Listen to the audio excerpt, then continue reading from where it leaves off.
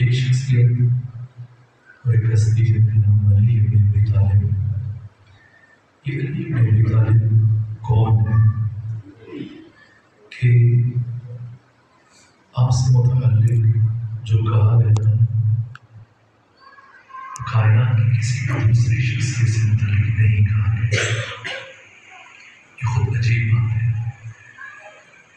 قرآن مجید کی یہ آیت اور ایسی سینکڑوں آیات ہیں جس میں اللہ بشر کو اپنی بندگی کی طرف بلا رہے ہیں، اپنی عبادت اور اپنی پرستش کی دعوت دے رہے ہیں اور انحصار کے ساتھ میں وما. دیکھیے خدا یہ بھی کہہ سکتا تھا کہ میں نے جنوں کو اور انسانوں کو اپنی عبادت کے لیے خلق فرمایا، لیکن ایسے نہیں فرمایا بلکہ ماں سے بات شروع کی. ماں کا مطلب ہے نہیں. ماں کلمہ نفی، اور اگر کلام کا آغاز کلمہ نفی سے ہو رہا ہے، اس جملے میں بعد میں اللہ کا لفظ استعمال کیا جائے تو یہ مفید حصر ہے. اس کا مطلب ہے کہ یہ حقیقت منحصر ہے. اور اردو میں اگر اس کا ترجمہ کرنا چاہیں تو یہ ہوگا کہ صرف اور صرف، یا کہ یہ بس اور بس، یا کہ یہ فقط اور فقط.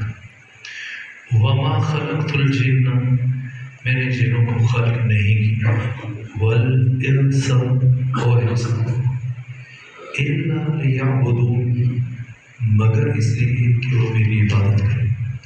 تو یوں ترجمہ ہو کہ میں نے جنوں کو اور انسانوں کو صرف اور صرف اپنی عبادت کے لیے خلق کیا. ما اريد منهم من رزق، مجھے جنوں سے اور انسانوں سے کوئی رزق نہیں چاہیے. وما اريد ان يطعمون، اور نہ میں اللہ یہ چاہتا ہوں کہ یہ جن اور انسان مل کر مجھے کھانا کھلائیں.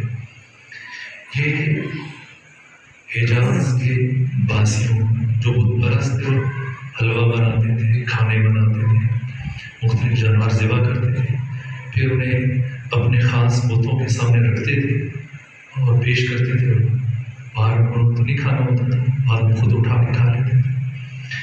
تو حق تعالیٰ نے کسی تنازع بشر کو دعوت عقل کے لیے پھر فرمایا کہ میں نے تمہیں اپنی عبادت کے لیے خلق کیا، مجھے جنوں سے انسانوں سے کوئی رزق نہیں چاہیے، اور نہ میں یہ چاہتا ہوں کہ تم مل کر مجھے اس طرح سے کھانا کھلاؤ جیسے اپنے بتوں کو کھانا کھلاتے تھے. نہ، ان اللہ هو الرزاق ذو القوة المتین.